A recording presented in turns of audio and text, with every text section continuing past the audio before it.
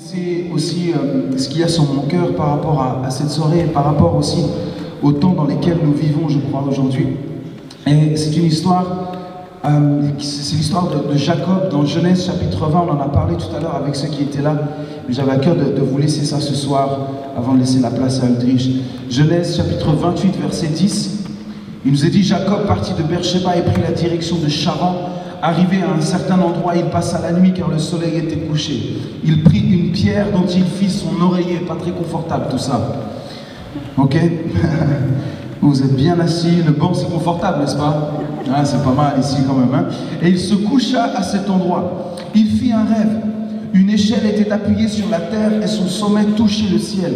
Des anges de Dieu montaient et descendaient par cette échelle. L'Éternel se tenait au-dessus d'elle et il dit, « Je suis l'Éternel, le Dieu de ton grand-père Abraham et le Dieu d'Isaac. La terre sur laquelle tu es couché, je te la donnerai à toi et à ta descendance. Ta descendance sera pareille à la poussière de la terre. Tu t'étendras de l'ouest à l'est, au nord et au sud. Et toutes les familles de la terre seront bénies en toi et en ta descendance.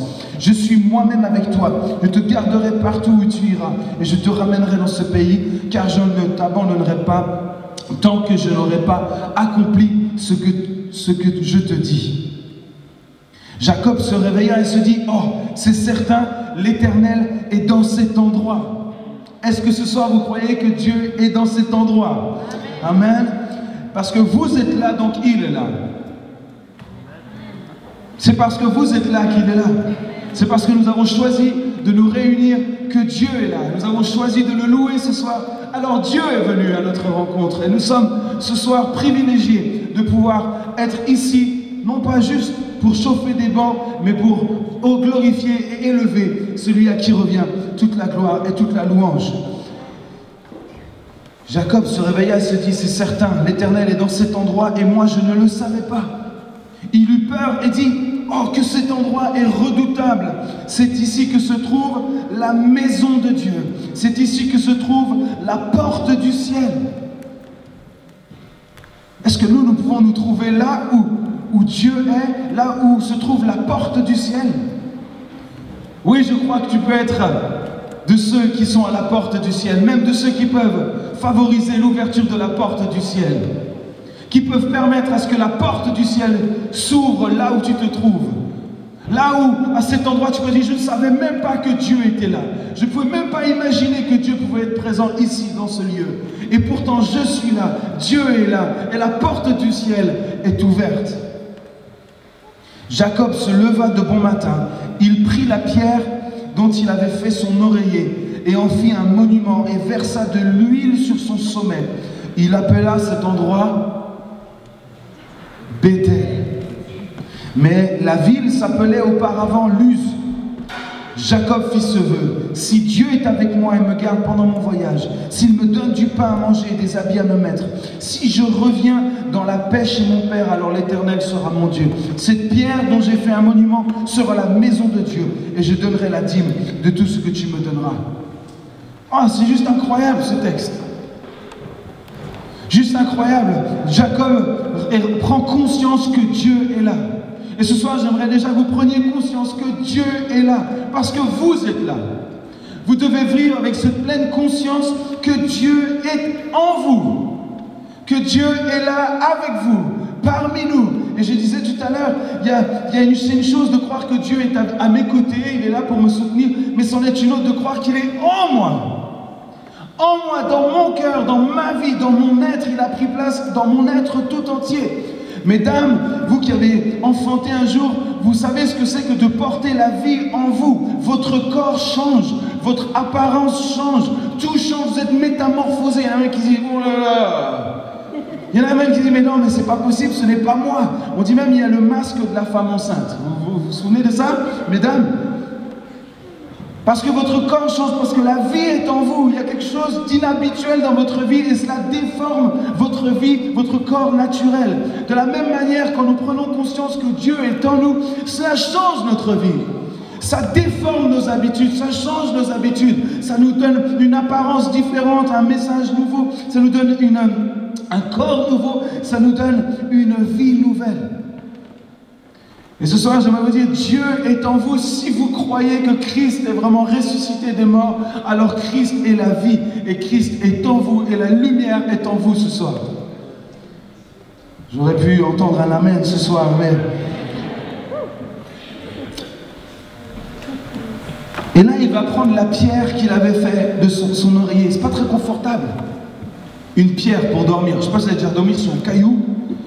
Mais lui, c'est la seule chose qu'il avait. Et parfois dans la vie, on n'a pas grand-chose. Il aurait juste peut-être un caillou pour faire un oreiller. Et là, Jacob va prendre cela. Et puis, habituellement, normalement, quand on offre quelque chose au Seigneur, on apporte des animaux. À cette époque-là, pour sacrifier un animal, offrir une offrande au Seigneur, on emmenait, on faisait verser le sang. Mais là, Jacob n'avait pas tout ça ce jour-là. La seule chose qu'il avait, c'est de l'huile. Alors il a pris de l'huile et il l'a versé sur le caillou. Je me dis, mais c'est trop d'offrande ça. De l'huile sur un caillou. Il n'y a rien de glorieux à ça. Il n'y a rien d'extraordinaire à ça. Et pourtant, cet acte symbolique, à ce moment-là, va changer la destinée, non pas de Jacob uniquement, mais d'une ville. Un homme va changer la destinée d'une ville. Cette ville qui s'appelait Luz auparavant va s'appeler Bethel, la maison de Dieu, parce qu'un homme a pris conscience que Dieu était là. Et il a déversé ce qu'il avait, juste ce qu'il avait, pas quelque chose, il dit mince, il faut que j'aille au supermarché, mince, il faut que j'aille choper ça, oh j'aimerais tellement offrir ça à Dieu, oh j'aimerais si possible. Non, il a pris ce qu'il avait et il l'a versé sur ce qu'il y avait devant lui. Mes amis, Dieu vous a placé là ce soir et vous placera ailleurs demain. Et il vous dit simplement, déverse ce que tu as reçu. Déverse ton huile sur un caillou ou sur quelque chose qui est là. Bien sûr, c'est une image. S'il vous plaît, n'allez pas avec de l'huile de tournesol demain. Déversez de l'huile sur les cailloux. Prenez cette image, qu'est-ce que j'ai à m'apporter, je peux déverser, que ce soit dans mon entourage, que ce soit dans mon travail, que ce soit autour de moi. Je veux que cette lumière brille. Et puis cette maison, cette ville ou ce lieu de travail qui s'appelait lieu de travail avant, s'appelle plus lieu de travail, il s'appelle la maison de Dieu. Parce que je suis là.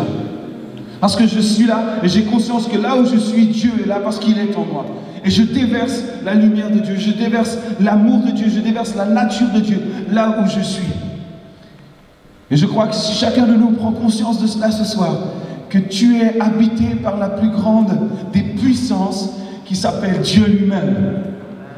Et il ne veut pas simplement se contenter que tu dises je sais, Dieu est avec moi de temps en temps, j'y crois, le lendemain je ne suis plus sûr, mais non, il veut que tu sois totalement convaincu que là où tu es, il est avec toi, il est en toi, et il veut que tu déverses cette huile. Que tu déverses cette huile et change la destinée d'une ville. Et je crois que nous vivons dans un temps, si nous prenons conscience de cela et nous commençons à déverser là où nous sommes, nous pouvons voir les destinées d'une ville, d'un pays changer. Je le crois profondément, c'est la raison pour laquelle nous sommes ici et nous organisons cette rencontre ce soir. C'est une rencontre, j'utilise plus le mot événement non plus, je l'ai enlevé de mon jargon. Il y a des mots comme ça que j'ai éliminés. Le mot événement. Non, il n'y a pas d'événement. On est là, on est avec un Dieu de rencontre. Et on vient pour le rencontrer et puis nous rencontrer nous aussi. Et c'est une rencontre ce soir et on l'organise pour que nous puissions simplement se rappeler pourquoi nous sommes ensemble. Pourquoi nous louons ce Dieu de la vie, ce Dieu de lumière. C'est simplement parce que quand 2 ou 3 s'assemblent, Dieu est au milieu d'eux. Parce qu'il l'a promis, Dieu siège au milieu des louanges. Dieu se plaît à voir ça, nous voulons réjouir le cœur du Père. Et quand nous réjouissons le cœur du Père, ce n'est pas simplement juste pour le réjouir, mais nous faisons fuir l'ennemi. Et c'est ça qui est le plus important, c'est que l'ennemi s'enfuit. Et nous voulons proclamer haut et fort que Christ est la lumière. Ici, dans ce temple de la rue Lanterne, nous voulons déclarer ce soir, Christ est la lumière du monde. Et nous voulons crier ce soir que la ville de Lyon ne s'appelle plus la ville de Lyon, mais s'appelle Bethel, elle s'appelle la maison de Dieu. Pourquoi? Parce que nous sommes ici. Et Dieu nous a choisis pour être ici. Et ce soir, il nous a choisis pour être ici, pour dire, ici c'est la maison de Dieu, c'est Bethel. Parce que nous y croyons, nous croyons en ce Dieu de la vie qui nous a placés là où nous sommes aujourd'hui. Non pas simplement pour agir dans le monde naturel, mais agir aussi dans le monde spirituel, avoir un impact dans le lieu spirituel, afin qu'il manifeste son royaume sur la terre. Amen. Ouh.